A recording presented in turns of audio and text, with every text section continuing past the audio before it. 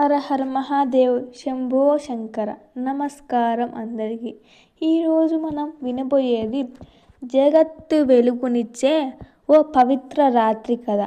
మనల్ని కాపాడే తండ్రి లాంటి దేవుడు భగవాన్ పరమేశ్వరుడు శివయ్య గురించి. జడలో గంగా ప్రవహిస్తూ ఉంటుంది. శివయ్య ఎలాగుంటారంటే జటాయులో గంగా ప్రవహిస్తూ ఉంటుంది. నుదుటిపై చంద్రుడు ప్రవహిస్తూ ఉంటాడు. కానీ హృదయంలో మాత్రం అమితమైన ప్రేమ. అదే మన మహాదేవుడు. ఈ పవిత్ర రాత్రినే ప్రపంచం మొత్తం మహాశివరాత్రి అని పూజిస్తారు. శివరాత్రి అసలు ఎందుకు జరుపుకుంటాం అంటే, పూర్వకాలం ఒకరోజు లోకమంతా అశాంతి, అసహనం, అహంకారం పెరిగిపోయాయి. దేవతలందరూ విష్ణుమూర్తి దగ్గరకు వచ్చి, ప్రభు, లోకానికి శాంతి కావాలి అని ప్రార్థించారు. విష్ణువు నవ్వుతూ చెప్పారు, శాంతి రావాలంటే శివశక్తుల కలయిక కావాలి అన్నారు. అప్పుడు అంటే శివుడు మరియు పార్వతీ అమ్మవారి సంపూర్ణ శాంతి. పార్వతి అమ్మవారు గొప్ప తపస్సు చేసి శివయ్యను సంపాదించారు. ఆ పవిత్రమైన కలయిక జరిగిన రాత్రినే మహాశివరాత్రిగా పూజించడం మొదలైంది. ఆ రోజు నుంచే ప్రపంచం మొత్తం శివయ్యకు నమస్కరిస్తుంది. లింగోద్భవ తత్వం కూడా జరిగింది ఆ రోజే. ఎలా అంటే, ఒకసారి బ్రహ్మ విష్ణువు మాట్లాడుకుంటున్నారు. ఈ లోకంలో పెద్దవాడు ఎవరు అని. చివరికి ఇద్దరి మధ్య వాదన పెరిగింది. అప్పుడు సడన్గా ఆకాశం చీలిపోయింది. అంతులేని అగ్నిస్తంభం ప్రత్యక్షమైంది. విష్ణువు మహావతారం తీసుకొని స్తంభం దిగువ చూడ్డానికి వెళ్ళాడు. బ్రహ్మ హంసగా మారి పైకి ఎగిరాడు. ఎంత వెతికినా ఆ స్తంభానికి ఆదియు లేదు, అంతమూ లేదు. అప్పుడు గ్రహించారు, ఆ అనంత జ్యోతి స్తంభమే మహాదేవుడు. ఆయనకి రూపం లేదు, సరిహద్దులు లేవు. అదే తర్వాత కాలంలో శివలింగ రూపంలో పూజింపబడింది. ఇది రాయి కాదు, ఇది శివతత్వానికి ప్రతీక. అలాగే శివరాత్రి కథ విందామా? అసలు శివరాత్రి మనం ఎలా వ్రతం చేస్తే ఎలా ఉంటుందో ఒక భక్తుని కథ విని తెలుసుకుందాం. ఒక అడవిలో పెద్ద వేటగాడు ఉండేవాడు. అతనికి భార్య, పిల్లలు ఉన్నారు. కానీ ఆహారం లేదు. ఒకరోజు రాత్రి వేటకు వెళ్ళాడు. కానీ జంతువులు అసలు వచ్చే అవకాశం లేదు. భయంతో ఒక బిల్వ చెట్టు ఎక్కి కూర్చున్నాడు. రాత్రంతా భయం, ఆకలి, కింద చూసుకుంటూ జాగారం చేస్తూ ఆకులు పడేస్తూ ఉండిపోయాడు. అతనికి తెలియదు ఆ చెట్టు కింద శివలింగం ఉందని. అతను పడేసిన ప్రతి ఆకు శివలింగం మీదే పడింది. అతను ఏ జంతువు దొరక్కపోవడం వల్ల అనుకోకుండా ఉపవాసం చేశాడు. అదే రోజు మహాశివరాత్రి.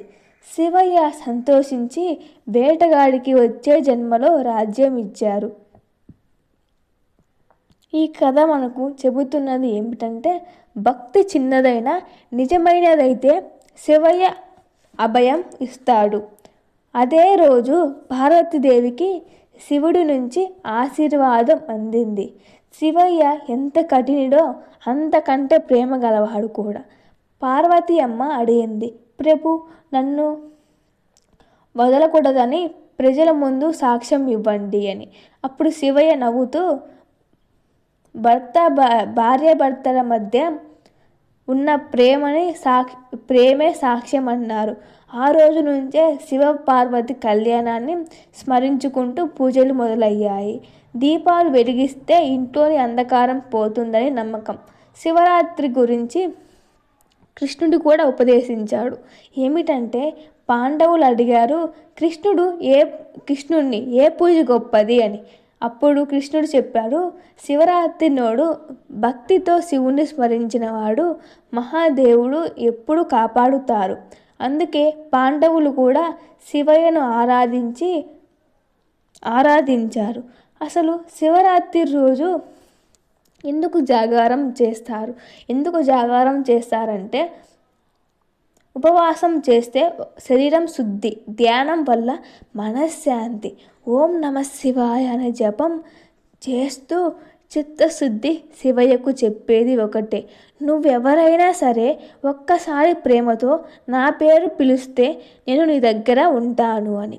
శివయ్య మనకు నేర్పేది ఏమిటంటే, హింస చేయొద్దు, అందరినీ సమానంగా చూడాలి, అహంకారం వదలాలి, మనసు ప్రశాంతంగా ఉంచాలి, దయ చూపాలి. మహాశివరాత్రి అంటే మనలోని అంధకారాన్ని పోయి జ్ఞాన దివ్య వెలిగే రాత్రి. చివరిగా మనమందరం ఇలా జపిద్దాం, ఓం నమ శివాయ. శివయ్య మన ఇంట్లో శాంతి, ఆరోగ్యం, ఆనందం నింపే మంగళకర ప్రదాయుడు. అలాగే మనం శివరాత్రి రోజు పొద్దున్నే లేచి ఆచారాలు అనిపించి తర్వాత పూజ చేసి తర్వాత గుడికెళ్ళొచ్చి ఉపవాసం ఉంటూ ఓం నమ శివాయ అనే జాగారం చెయ్యాలి. అలా ఉపవాసం లేనిచో మంచిగా కటిక ఉపవాసం లేని వాళ్ళు వాటర్ తాగొచ్చు, అలాగే ఫ్రూట్స్, పాలు తిని సాయంత్రం దాకా ఉండొచ్చు. అలాగే ఉపవాసం ఉన్నవాళ్ళు సాయంత్రం దాకా దేవుణ్ణి జపం చేసి ఆ తర్వాత సాయంత్రం చుక్కల్ని చూసి అలాగే శివపార్వతుల కళ్యాణం చూసి ఆ రోజు నైట్ కూడా అన్నం తినకుండా ధాన్యాన్ని వాడకుండా టిఫిన్ తిని మరుసటి రోజు పొద్దున గుడికి వెళ్ళొచ్చి అప్పుడు మంచిగా ఆహారం తినాలి.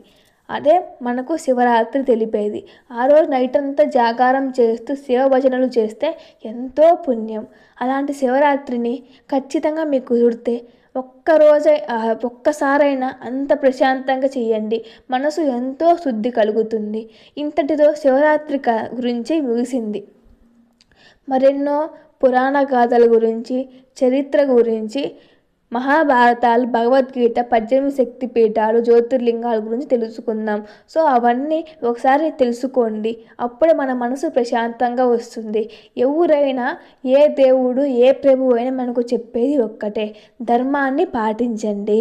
Thank you for watching. Please share and subscribe and like. ఓం నమ శివాయ.